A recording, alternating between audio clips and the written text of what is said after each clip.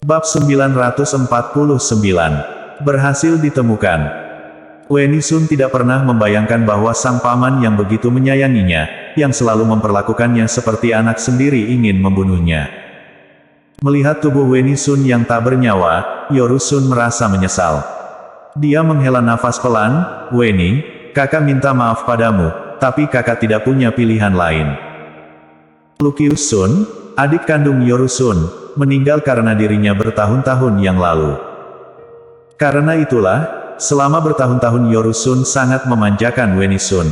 Tak peduli seberapa besar kesalahannya, dia selalu bisa memaafkannya, bahkan membantunya menyelesaikannya. Tapi kali ini, Weni Sun menciptakan masalah yang terlalu besar, dan Yoru Sun tidak bisa menanganinya sama sekali. Pada saat ini, sebuah mobil Rolls-Royce hitam melaju di jalan. Di dalam mobil, wajah Zico Chao sangat muram dan di sampingnya duduk seorang master terbaiknya, Samuel Bai. "Tuan Muda Chao, beraninya Yoru Sun meneriakimu. Dia sudah bosan hidup. Hanya dengan satu perintahmu aku bisa menghancurkan keluarga Sun," ujar Samuel Bai. Zico Chao mendengus dingin, "Apakah kamu pikir keluarga Sun begitu mudah untuk dihancurkan?" Yoru Sun mungkin terlihat penakut dan pengecut, tapi ketika beraksi, dia tegas dan gesit. "Aku jamin, jika kamu berani melakukan sesuatu pada saat itu, para penembak jitu keluarga Sun akan berani menembak." Mendengar itu, wajah Samuel Bai memerah karena malu. Zico Chao tidak berlebihan. Ketika dia mencoba melakukan sesuatu terhadap Yoru Sun sebelumnya, dia langsung menjadi sasaran 5 atau 6 titik merah dari penembak jitu pada titik-titik vitalnya. Meskipun dia adalah master alam raja tahap tengah, dia tidak bisa lolos dari peluru itu. Jangan meremehkan 8 keluarga kota Yan. 8 keluarga ini telah mendominasi kota Yan begitu lama bukan hanya karena keberuntungan. Tanpa pondasi yang kuat, mereka sudah digantikan sejak lama, ujar Zico Chao menunjukkan pemahamannya tentang 8 keluarga kota Yan.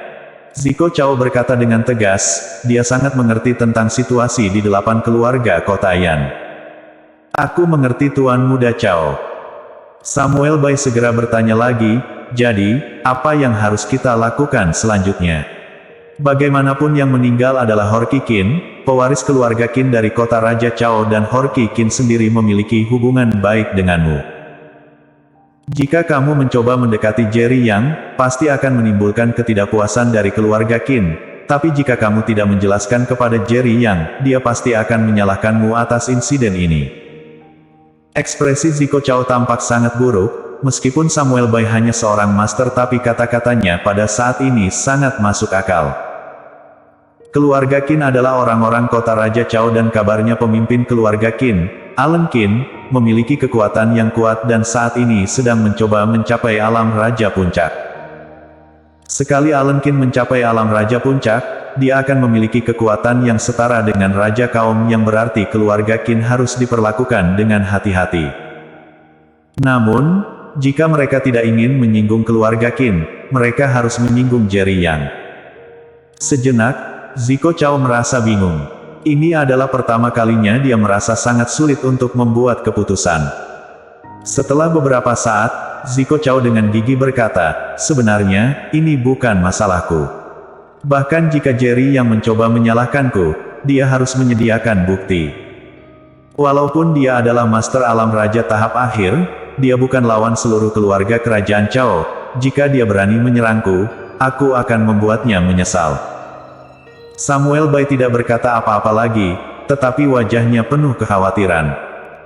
Menurut analisis Zico Chao, kekuatan Jerry yang setidaknya berada di alam raja tahap akhir, dan hanya dengan kekuatannya, dia jauh dari menjadi lawan bagi Jerry Yang. Namun, dari ucapan Zico Chao, sepertinya dia memiliki strategi untuk menghadapi Jerry Yang. Ketika Zico Chao khawatir Jerry yang akan datang untuk membunuhnya, Jerry yang telah tiba di rumah sakit rakyat kota Yan bersama David Qin dan Feli. Charles Ma telah menunggu di rumah sakit dengan Viola Feng dan Irene juga berada di sana. "Jerry Yang, apa yang terjadi dengan Paman Qin?" David Qin penuh dengan luka dan wajahnya membengkak. Jika bukan karena dia mendengar kabar dari Jerry yang sebelumnya, Irene tidak bisa menahan diri untuk tidak menangis karena melihat keadaan Davidkin. Berikan dia perawatan medis terlebih dahulu, kita bisa bicarakan hal ini nanti. Ujar Jerry yang cemas.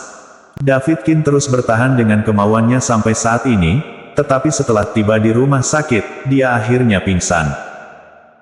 Viola Feng mengeluarkan sebuah pil dan berkata kepada Jerry Yang, berikan pil ini ke Paman Qin, itu akan melindungi arterinya. Jerry Yang tanpa ragu memberikan pil tersebut kepada Davidkin. Jerry Yang. Irene menjadi cemas dan segera mencegahnya. Charles Ma baru saja membawa Viola Feng ke sana dan Irene tidak tahu apa-apa tentang Viola Feng. Melihat Viola Feng mengeluarkan pil berwarna hitam, dia menjadi gelisah. Viola Feng adalah dokter ajaib, kamu bisa percaya padanya. Jerry Yang hanya berkata sekali dan Irene segera memberi jalan. Lalu melihat Jerry Yang memberi Davidkin sebuah pil. Barulah Davidkin didorong masuk ke ruang operasi. Kak Yang, jangan khawatir, Paman tidak akan apa-apa. Pil yang aku berikan padanya tadi dapat melindungi pembuluh darahnya. Setelah dia keluar dari rumah sakit, aku akan memberinya beberapa dosis lagi dan dia akan pulih dalam waktu singkat. Ujar Viola Feng menenangkan. Jerry Yang mengangguk perlahan. Dia masih memeluk Feli yang sebelumnya sudah sadar setelah diobati oleh dokter keluarga Sun. Namun, sebelum Jerry Yang pergi ke tempat persembunyian bawah tanah keluarga Sun, Davidkin diserang dengan kejam oleh Horky Qin dan Feli juga ditampar oleh Horky Qin. Sekarang, Feli masih ketakutan dan memeluk erat leher Jerry Yang. Kak Yang, dia putrimu, kan? Sungguh lucu, ujar Viola Feng tersenyum melihat Feli. Jerry Yang mengangguk lembut dan berkata kepada Feli, Feli, dia bibimu dan juga adik ayah. Panggil dia. Mendengar Jerry Yang meminta Feli untuk memanggilnya bibi dan mengakui dia adalah saudaranya, hati Viola Feng terasa hangat dan tersenyum dengan lembut. Feli melihat bibi asing ini dengan perasaan takut. Apa kabar bibi? Panggil dia. Halo Feli. Viola Feng tersenyum manis, lalu mengeluarkan permen dan menyerahkannya kepada Feli. Bibi traktir kamu makan permen. Ujar dia. Meski penampilan Viola Feng sangat manis, Feli masih sangat takut karena insiden sebelumnya di keluarga Sun, jadi dia hanya menatap Jerry Yang. Melihat penampilan putrinya yang ketakutan, Jerry Yang sangat menyalahkan diri sendiri. Dia mencium kening Feli dan berkata selembut mungkin, Feli, bibi Viola sama seperti Paman Charles Ma. Dia kerabat ayah, jadi kamu tidak perlu takut padanya. Oh. Feli mengangguk, lalu mengambil permen dari Viola Feng dan berkata dengan sopan, terima kasih, bibi Viola. Sini, bibi akan membuka bungkus permen untukmu. Setelah Viola Feng mengupas bungkus permennya, dia mengeluarkan permen hitam, dan tiba-tiba tercium bau kuat obat tradisional. Baru pada saat itulah Jerry Yang menyadari bahwa yang Viola Feng berikan kepada Feli bukanlah permen, melainkan obat. Ah, Feli buka mulutnya, cepat makan permennya atau nanti jadi tidak enak. Ujar Viola Feng menyerahkan pil itu.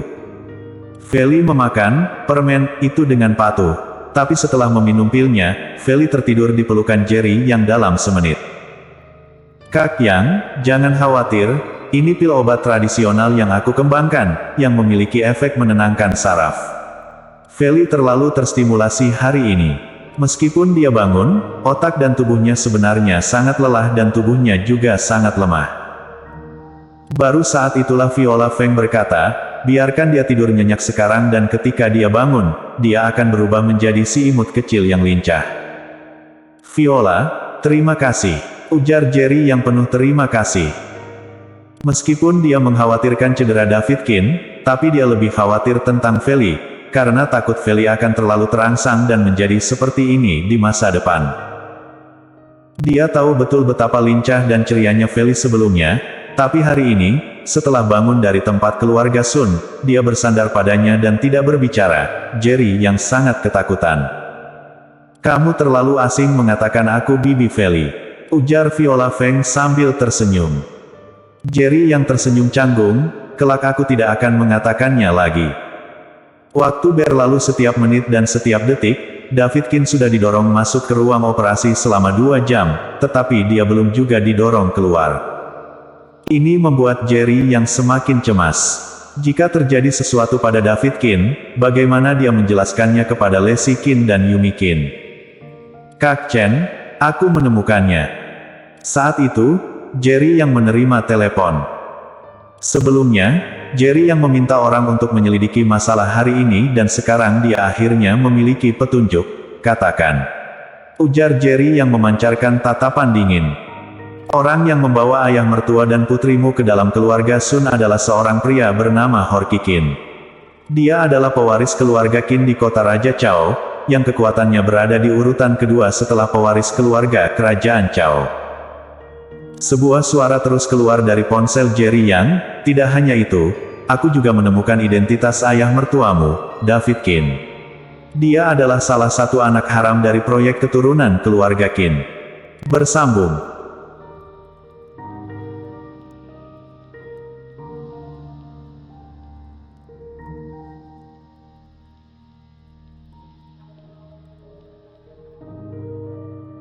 Bab 950. Mohon ampun. Proyek keturunan. Jerry yang terkejut mendengar David Kin memiliki latar belakang seperti itu. Dia tahu David Kin bukan anggota keluarga Qin di Jiangsu, melainkan diadopsi dari panti asuhan oleh keluarga Qin yang menyebabkan dia tidak diperlakukan dengan baik di dalam keluarga. Namun, ternyata David Kin sebenarnya berasal dari keluarga terpandang di kota Raja Chao. Hanya saja, apa arti proyek keturunan ini? Proyek keturunan adalah proyek rahasia keluarga Qin, yang hanya diketahui oleh beberapa petinggi keluarga tersebut. Setiap 10 tahun sekali, keluarga Qin mengatur beberapa kerabat jauh mereka untuk disebar ke seluruh Kyushu dan bahkan negara-negara lain. Tujuan keluarga Qin hanya satu, yaitu berharap dari orang-orang ini menjadi orang hebat untuk memperkuat keluarga Qin. Dan mertuamu adalah salah satu peserta dalam proyek keturunan 50 tahun yang lalu. Horky Kin mendekatinya dengan upaya membawanya bersama grup Yan Chen kembali ke keluarga Qin. Karena ia menolak, Horky Kin membawa mertuamu dan putrimu pergi, untuk memaksa David Kin kembali ke keluarga Qin. Berita rahasia yang terungkap melalui telepon membuat Jerry yang merasa sangat khawatir. Menurut penyelidikannya, David Kin tahu tentang latar belakangnya, tetapi dia memilih untuk tidak membicarakannya selama berada di keluarga Sun. Hal ini menunjukkan bahwa David Kin tidak ingin terlibat dalam konflik antara Jerry Yang dan keluarga Qin, yang membuatnya menyembunyikan segalanya. Menurut cara Jerry Yang, Horky Kin pantas membayar mahal atas apa yang dia lakukan. Namun, dengan adanya hubungan David Kin, Jerry Yang tidak bisa berbuat demikian.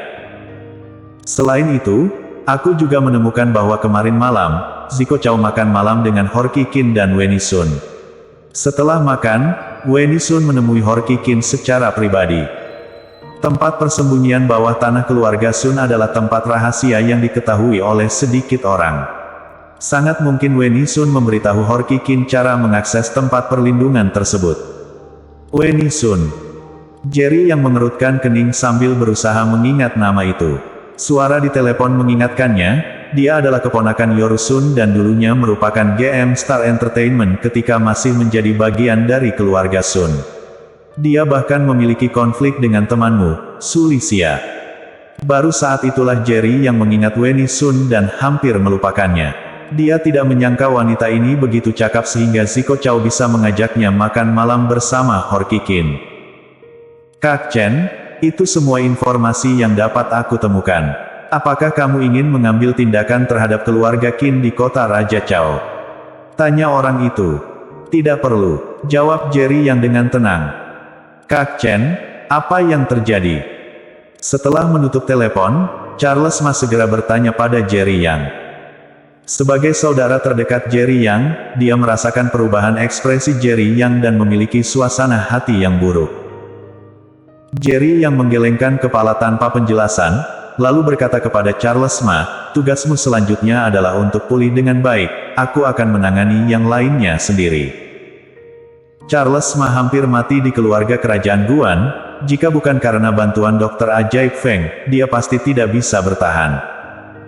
Hingga saat ini, luka-lukanya belum sembuh. Selain itu, Charles Ma baru saja menikah dengan Irene. Jika terjadi sesuatu pada Charles Ma, Irene tidak akan memaafkan Jerry Yang. Charles Ma tiba-tiba merasa bersalah. Keputusannya untuk pergi ke keluarga kerajaan Guan waktu itu adalah keputusan yang impulsif dan sekarang dia sangat menyesal karena tidak bisa membantu Jerry Yang, malah menjadi beban. Kak Chen, maafkan aku. Tapi jangan khawatir, aku tidak akan lagi bertindak gegabah di masa depan. Jerry yang menepuk bahunya, pulihkan luka dulu, baru kamu bisa membantuku. Namun, tiba-tiba terdengar keributan di luar. Apa yang terjadi?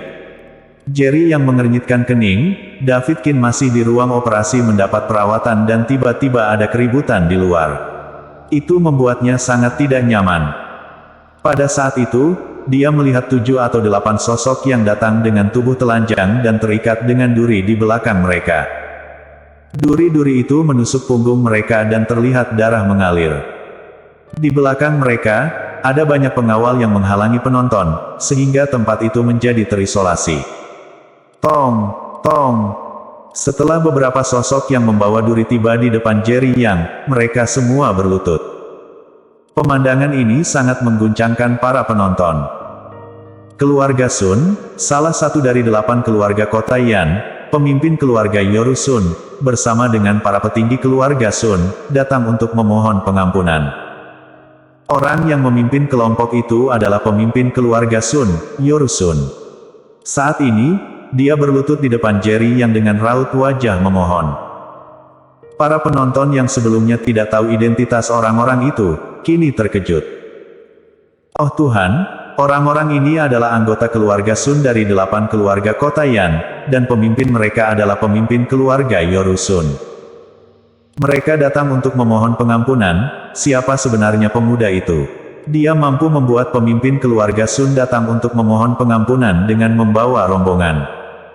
Apakah kota Yan akan mengalami perubahan besar? Siapa identitas pemuda yang dapat membuat kepala keluarga Sun berlutut memohon maaf? Semua orang terkejut. Dalam pandangan orang-orang kota Yan, keluarga Sun menjadi salah satu keluarga puncak di kota Yan, terutama pemimpin keluarga Sun yang merupakan elit teratas. Mereka tidak bisa membayangkan bahwa ada orang yang dapat membuat pemimpin keluarga Sun berlutut memohon ampun.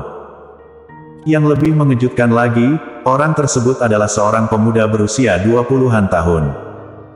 Tuan Yang, aku sudah menyelidiki semuanya. Semua insiden yang terjadi di keluarga Sun adalah ulah Ziko Chao dari keluarga kerajaan Chao. Dia menghasut Weni Sun untuk bersekutu dengan Horki Qin untuk membawa mertua dan putrimu ke keluarga Sun. Sekarang, aku telah membunuh Weni Sun dengan tanganku sendiri. Selain itu, aku sudah secara aktif memprotes keluarga kerajaan Chao dan sudah sepenuhnya memutuskan hubungan dengan mereka. Keluarga Sun hanya akan setia kepada Tuan Yang, tidak akan mengkhianati. Setelah itu, Yorusun tiba-tiba mengeluarkan pisau dari tangan kanannya dan menusuknya ke lengannya dengan keras. Jerry yang terkejut, dia tidak pernah membayangkan bahwa Yorusun akan melakukan permintaan maaf dengan cara seperti ini.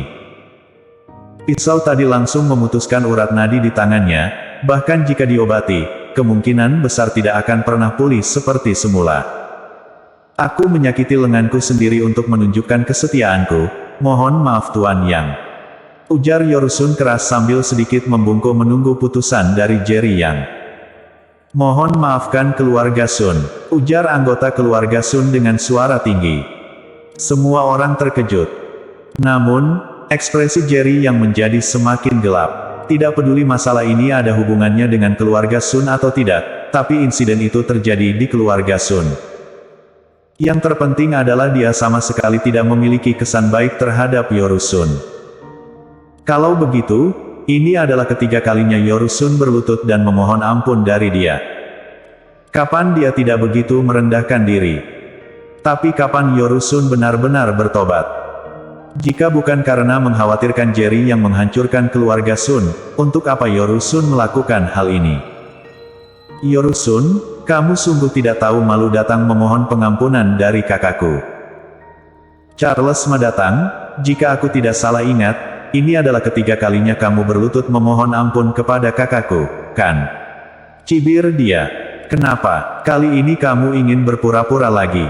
Apakah kamu berencana mencari dukungan yang lebih kuat untuk melawan kakakku lagi setelah itu? Ketika mendengar ucapan Charles Ma, ekspresi Yorusun seketika berubah. Tuan Yang, apa yang kukatakan itu benar. Kelak, aku tidak akan pernah lagi menyulitkanmu. Jika terjadi lagi, aku tidak lebih baik dari babi dan anjing. Yorusun, mertuaku saat ini sedang berada di ruang gawat darurat dan dalam proses penyelamatan. Apakah kamu datang ke sini untuk membuat keributan dan mengganggu dokter menyelamatkan mertuaku? Suara Jerry yang seperti petir yang menggelegar, yang membuat Yorusun gemetar. Yorusun datang untuk memohon ampun tanpa memikirkan lebih jauh. Dia tidak menyadari David Kin masih dalam perawatan di unit gawat darurat, sehingga Yorusun merasa sangat takut. Maaf, aku tidak tahu mertuamu masih dalam penanganan darurat. Kami akan segera pergi, ujar Yorusun membawa anggota inti keluarga Sun pergi. Datang dengan terburu-buru dan pergi dengan terburu-buru. Ketika semua orang melihat mereka pergi, mata mereka penuh dengan kejutan. Pemuda yang dapat memperlakukan pemimpin keluarga Sun dengan cara seperti ini pasti memiliki latar belakang yang hebat. Bersambung.